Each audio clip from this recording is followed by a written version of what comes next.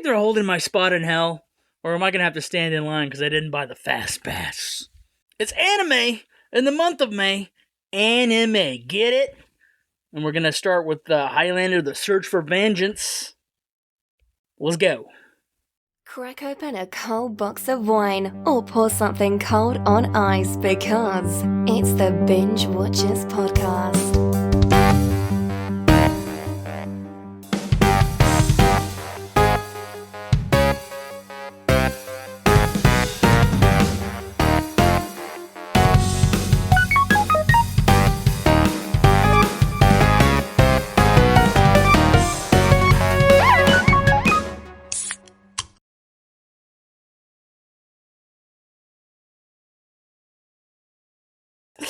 Home video headlines.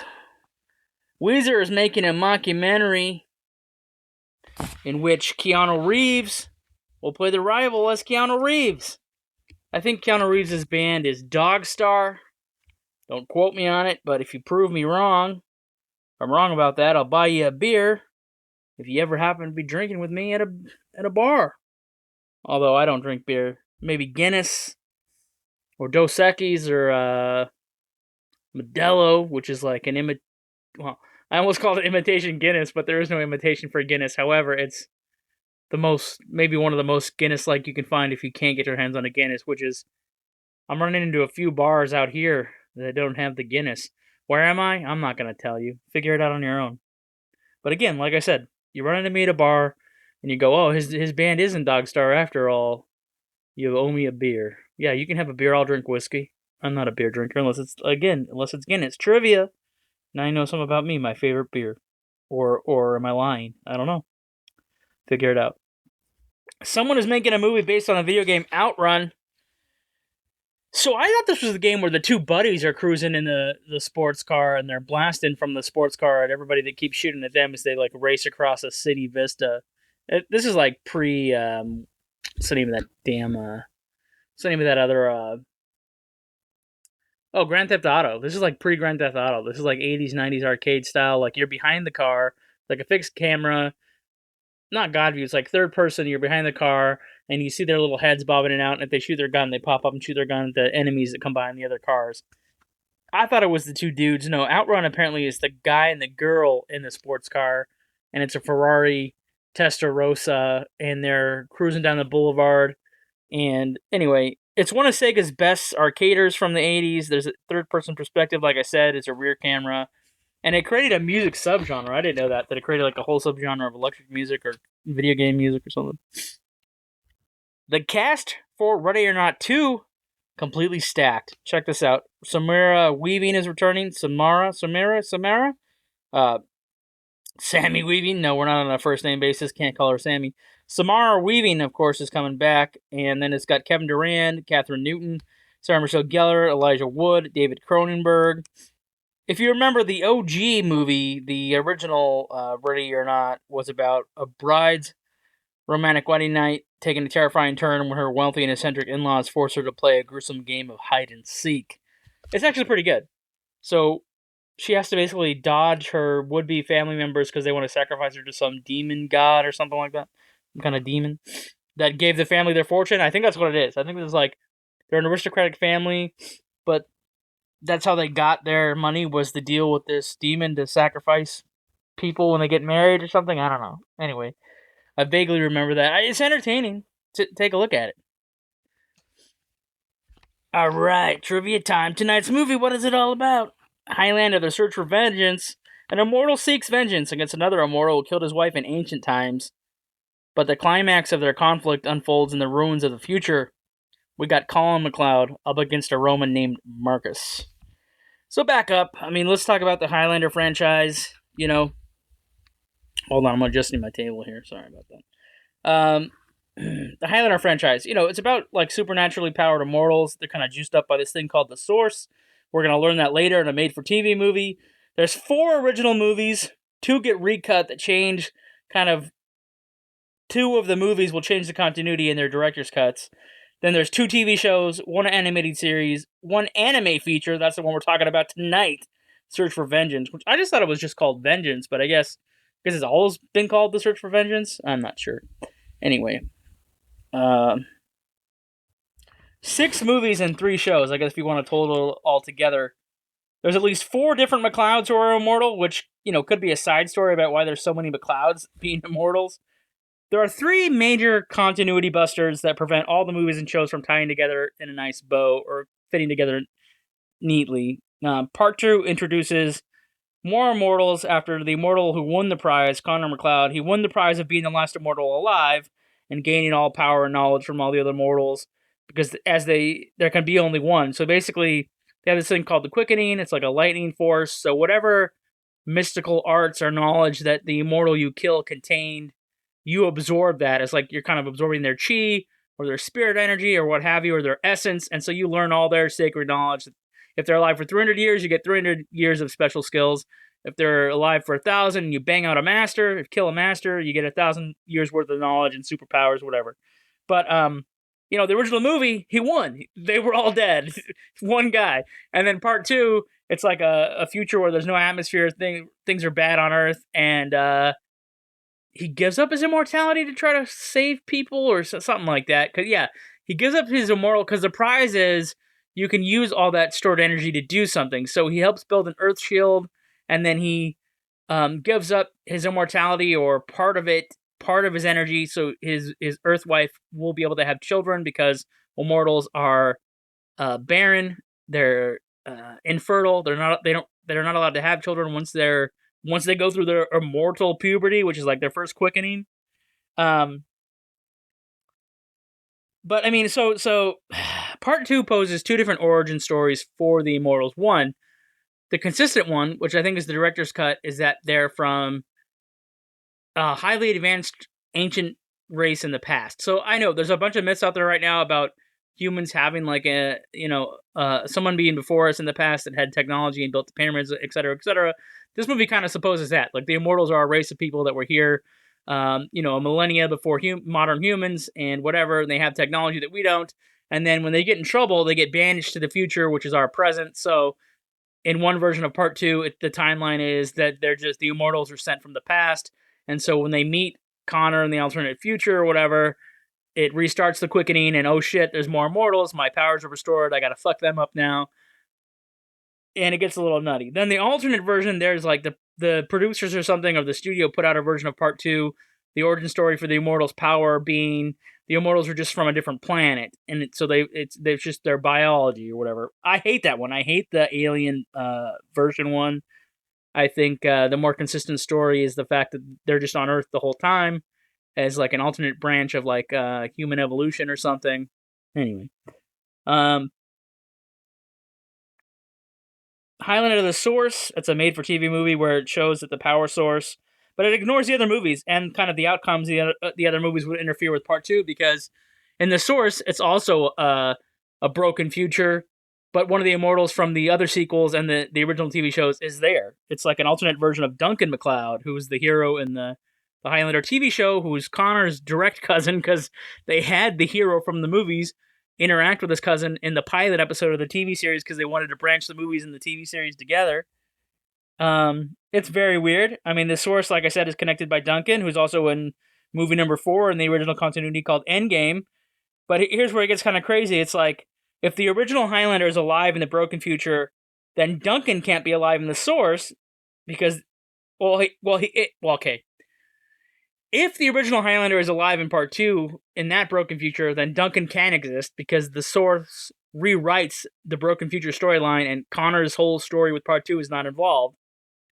And then we know that if Duncan's story is true in the master continuity with The Source, then it's kind of broken, because then the original Highlander couldn't be alive in the future as well in part 2, because spoiler alert, he dies in Endgame. So in the original 4 movies, they have him die in part 4, which totally negates part 2, where he's alive in the future as the only immortal left alive. And then it's only because a rift in time that other immortals accidentally show up and reigniting the quickening on accident. So, you know what I'm saying? It's like, dude, they wrote themselves into the corner because they had him be the only immortal left alive, and he won the prize, and he got the you know what I mean, from the first one.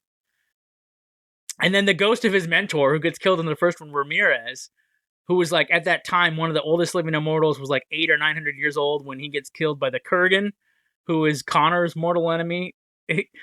I mean, the anime and the first movie are kind of similar in the fact that there's two, rivals from ancient times, that duke it out in modern times or whatever. But obviously, then the anime takes it to the future, like some of the other sequels. Like I said, if you're confused, it's a bit confusing, but it's still very entertaining. And then you have,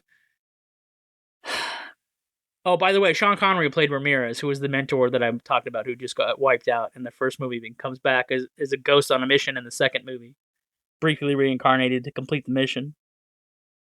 There's Quentin MacLeod, who was trained by Ramirez, but Ramirez is alive in the future, which doesn't make any sense because, again, we've seen his ghost or temporary reincarnation in part 2 in the director's cut version or whatever, and then we see him get killed in the first movie, but somehow he's with Quentin in a broken future.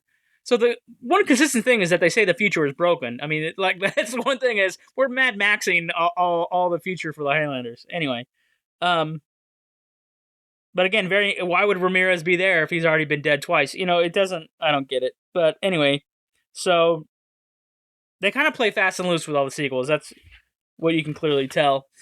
And then up next is Henry Cavill, supposed to play the new Highlander. Amazon is in some kind of deal with MGM or is it? What's the name of that artist company? Something Artists. United Artists, right? They're still a company. I don't know if they're owned by MGM or Amazon, or if they've just been folded in together. But anyway, there's this big deal right now to get all the movies, the TV shows, the animated feature, and the animated series all basically own the IP outright. And so Amazon, MGM or whatever, or the Amazon studio people, so maybe it'll air on Prime. I don't know. Question mark.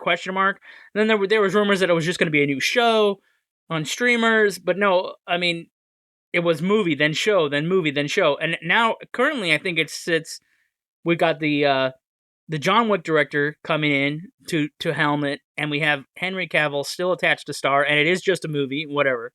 But it'll be new content. Well, they're just going back to the origin story, I guess. So, I mean, if it's consistent, it's probably going to pull stuff from... It's probably going to pull the best and drop the worst from the mixed match movies that we've gotten over the years. I mean, however, I can sing my praises for some of these movies, and we'll be talking about the anime here in a bit. All right, so Jim Burns, who played Joe Dawson on the TV series Highlander, which came out in 1992, he does a voice here in the American version of the film, is also shorter, by the way. It's shorter than the Japanese version. Producer Galen Walker said in an interview about 7 or 8 scenes were cut for timing and pace of the story, which the director, Yoshiaki Kawajiri, I probably butchered his name, sorry, Yoshi, he was unhappy with the cuts. Speaking of the director, though, he's the dude that did Ninja Scroll and Vampire Hunter D Bloodlust. And, in the uncut Japanese dub of this, there was a strong emphasis on how Colin MacLeod was a single-minded fool who could only ever focus on his vengeance with the antagonist Marcus, who was the exact opposite. The director's original intention was to portray the villain as being someone who was able to thrive through the destruction of every major historical empire he was ever associated with, instead of presenting the hero as being the stereotypical infallible character that would do the same. This introduces us to Colin MacLeod, the fourth and last member of the Clan MacLeod to be an immortal, preceded by Connor MacLeod in Highlander 86. Connor also appeared in Highlander 2, The Quickening in 91, Highlander, The Final Dimension, or The Warlock of the Sorcerer, if you find the alternate titles, from 94, Highlander Endgame in 2000, and then there's Duncan MacLeod in the Highlander series in 92. But like I said, he pops up in Endgame, and then Highlander The Source, which was the most recent Highlander catastrophe to be on the... it's a cable movie. It aired on USA Network or something, so it's not a theatrical level movie, and it's got TV graphics. Anyway, the Highlander Source came out in 2007. But then you get Quentin MacLeod, like I said, in Highlander the Animated Series, which was made in 94. And as far as the years go, I think Quentin would be after when the Highlander the Source takes place, but then so would Colin's story here. I mean, well, actually, it started in BC 100 and then ends in 2100. All right, we'll be right back with our favorite bits from Highlander: The Search for Vengeance right after these messages. Enjoy 30 days of Hulu for free. Attention all you serial show watchers and your champions of the remote.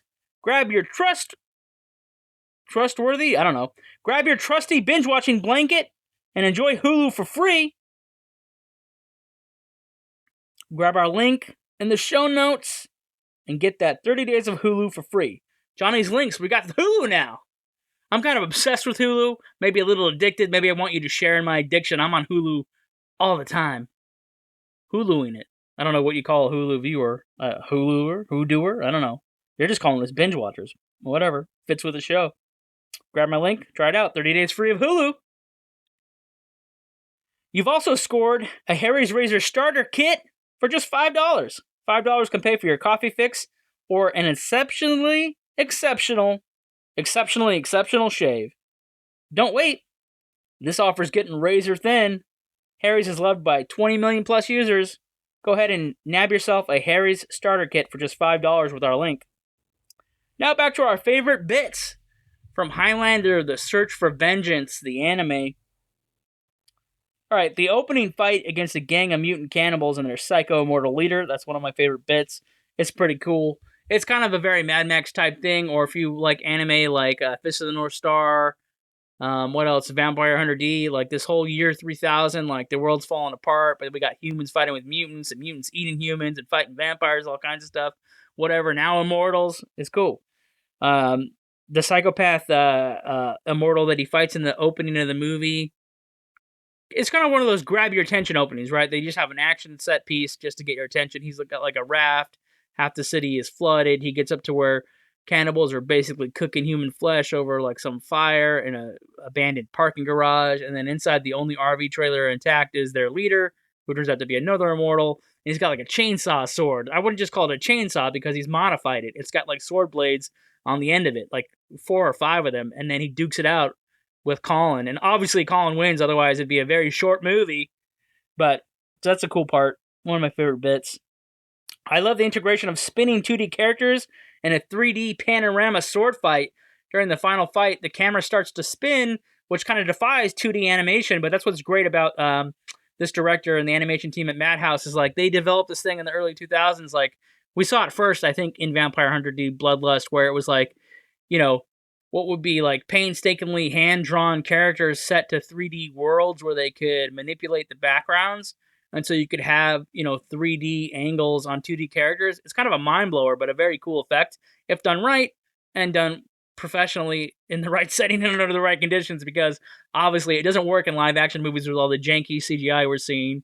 And obviously, if you've ever heard the show before, I'm not a proponent for like 1000% CGI only effects in action movies or monster movies or sci-fi movies or magic movies. You know, I'm more for like, can we do some grounded, practical effects that won't break the bank, so to speak. But the spinning animation during the sword fight characters, it kind of comes off the screen. And you're like, holy hell! So it's pretty badass. Colin is kind of in my top 3 Highlanders.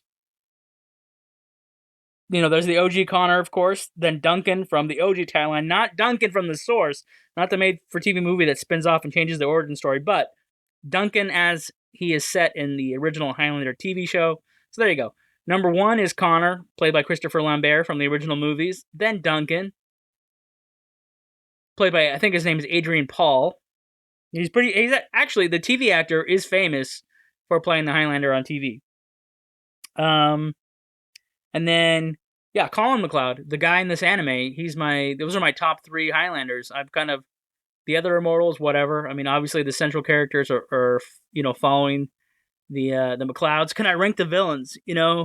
Michael Ironside does a pretty psychotic villain in part 2. It is cool to see the mentor characters actually was played by Sean Connery in the live actions, the first 2 anyway. And, but he's playing a Spaniard, which is kind of confusing because he still has a Scottish accent.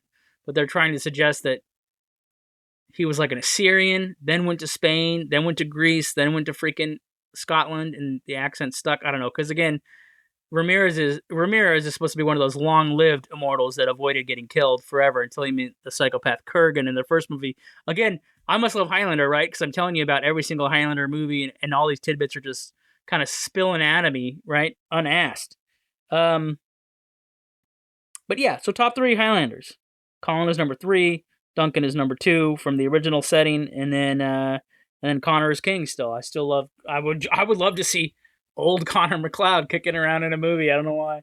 It's like how we won't ever get over having like old Arnold play a Terminator in any Terminator movie. We don't even care that how could the T-800 ever age. We wouldn't care. We'd like, no, we like our old buckety rusted, T-800 to kick ass on screen. Anyway, Oh, I do like the overreach or the long simmering rivalry. I think I mentioned a little while ago that the story starts out at like BC 100 and then travels into the year 2100 or whatever, about the time that Vampire Hunter D is happening, about the time that the Highlander animated show is happening. But anyway, the broken future Mad Max world, let's go. How do we rate it? So on this show, we do something pretty fun. We go binge now, binge later, binge never. You got to watch it now. Or put it on your playlist, but get around to it while you're doing chores or something. Turn it on in the background. That's like binge later. Binge never. You can't get the time back. You've wasted your time. You can't get the 2 hours of your life back or whatever it is. Don't do it. Don't watch it. Somebody believes it's a paradox that binge never could not actually really exist. Whatever. We've been over that a couple times. Those are the 3. Binge now, binge later, binge never. What does it rank for me? I think it's a perfect pick for anime in May. Get it? Anime. Binge now. Fan service. What are the fans doing? Are they chiming in? So, someone on TikTok said, "What the F am I on about?" And to me, it sounded like they said it in like a Cockney or British accent or something like, kind of like, "What the F are you on about?" That's pretty terrible. Sorry, I didn't practice. I didn't warm up the vocals. What the fuck are you on about? What are you on about? What you on about, mate? What are you on about? What are you on about, bruv? Something like that. It's the perfect response for the type of content that we're turning out, buddy. What the F are you on about? Of course he actually said it, He said the word. Anyway. They're actually being nice on YouTube of all places, saying hi. So, hi. Hello. How are you? I wish I had practiced some international hellos, but I really haven't. Hola. I used to know the Japanese one, but I forgot. I'm thinking of like thank yous and like goodbyes, you know what I mean? And that's not saying hello. What's the Hawaiian one? That's aloha? Yeah, something like that. I only know that one because it sounds like hola, which is the Spanish one. Anyway, all right. Staff picks. If we can recommend something that's not the movie of the week because you aren't anime fans, you're not going to watch just because it's the month for anime. You're not going to watch Highlander and Search for Vengeance. What else? What else is there? I watched The Companion on Max. It's pretty entertaining. It's another one of those killer sex bot tales done right. And I do know the plot of Megan too, but I was asked not to say anything. Finally saw the Bob Dylan movie. What a waste of time. The funny thing is, though, he comes off looking like a jerk, but I guess that's the point. He wants to be a rebellious jerk to sell records, or at least according to the movie, that's the image that he crafted. I assume he approved of the story. Question mark, question mark, question mark, question mark. Don't know if Bob Dylan approved of the Bob Dylan story or not. There's a harmonica bit where Woodry Guthrie or another singer who had like a stroke gives him like his prized harmonica to go play music on one of his tours. He brings the guy the harmonica back at the end of the movie and he goes to hand it to him. And when the dude can't take it because of his stroke hand, then he takes it back. And I'm like, it looked like an improv outtake. Like, did that just get into the movie, but it's really the actors just interacting with each other? Because it makes Bob Dylan look really bad. Like, he's going to return the harmonica, which is a prized possession. Like, hey, I want to give it back to you because in the vain hope that, hey, you're going to get better, you're going to want to play it again. And then because he can't take it, he gets it back. And then he's like, hey, it's kind of like when a parent does the got your nose thing or teases, money in front of your face or whatever that joke is, where they take the money out of the ear or they got the fake nose in between the two fingers. But it's like, hey, I got your harmonica. You want it back? Can't do anything because you're medically crippled and you're just sitting there. And then he hops on his motorcycle and takes off. So it's almost like he teases that he's going to return his friend the harmonica, hops on a bike and jams out of there. And he just looks really bad. I mean, that's the impression I got left. Oh yeah, he is a jerk. It's the same director that did the Johnny Cash movie, which is weird because on this one, he makes Johnny look like a fool. And so there's 3 possibilities to this. That Dylan saw Johnny Cash as a fool, and so in the Bob Dylan story, Johnny Cash looks like shit. or the director is actually tired of Johnny Cash and the Johnny Cash family and making the Johnny Cash movie and talking about the Johnny Cash movie, and then he made Johnny Cash a fool in this movie?